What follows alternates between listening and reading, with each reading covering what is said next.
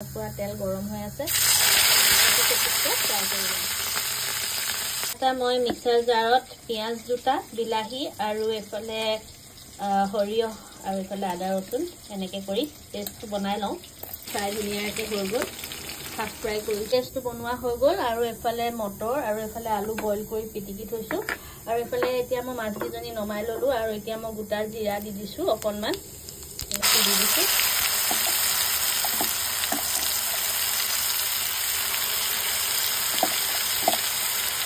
খুব ধুনীয়া হয় খাবলৈ এনেকৈ ডাঙৰ মাছ আনিলে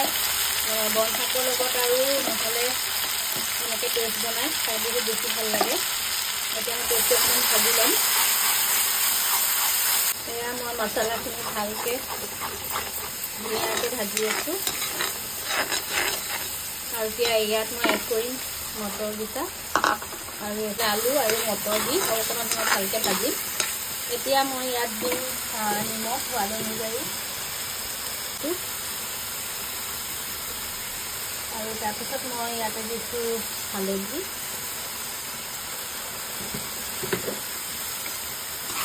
এতিয়া অকণমান ভালকৈ ভাজিম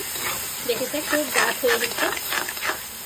আৰু কালাৰটো ভাল হ'বৰ কাৰণে অকণমান ৰেড চিলি পাউডাৰ দি দিছোঁ তেতিয়া খুব ধুনীয়া হ'ব কালাৰটো বহুত বেছি দিয়া নাই যিহেতু ল'ৰাটোকে খুৱাম অকণমান এইটো বেছি জ্বলা খালে খাব নোৱাৰিব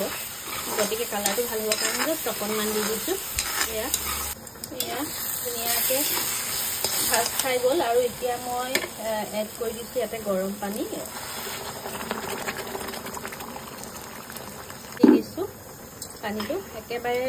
উতলি কম হোৱালৈকে উতলাই থাকিম আৰু এতিয়া মই অকণমান উতল আহিলে মাছ কেইপিচ দি দিম অকণমান আলুটো যি অকণমান গোটাকৈ আলু আছিলে তাকো মই হেতাখন মাৰি মাৰি ভাঙি দিছোঁ এয়া দেখিছেনে এইখিনি মই অকণমান ভাঙি দিছোঁ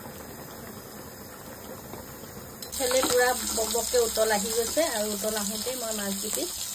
দি দিছোঁ একেবাৰে জোলটো শুকাবলৈ বুলি দিম এয়া মোৰ তৰকাৰী ৰেডি হৈ গৈছে আৰু এতিয়া মই ধনিয়া এড কৰি দিছোঁ যিহেতু মই দাইল নবনাওঁ মাছৰ তৰকাৰী সৈতে আজি দুপৰীয়া সাজটো হ'ব গতিকে কি বনাইছোঁ আৰু ইয়াৰ লগত সকলোখিনি দেখাম আজি মোৰ দুপৰীয়া সাজ ৰেডি হৈ গ'ল এফালে মাছৰ তৰকাৰী আৰু এফালে ভাত মাছ ফ্ৰাই এফালে জিলিমিলি খুতৰা এনেকৈ সৰু আলুৰ লগত ভাজি আৰু মাছৰ মাথাটো কৈছিলোঁ যে এয়া মাছৰ মাথা দি তেল দি কচু আৰু এফালে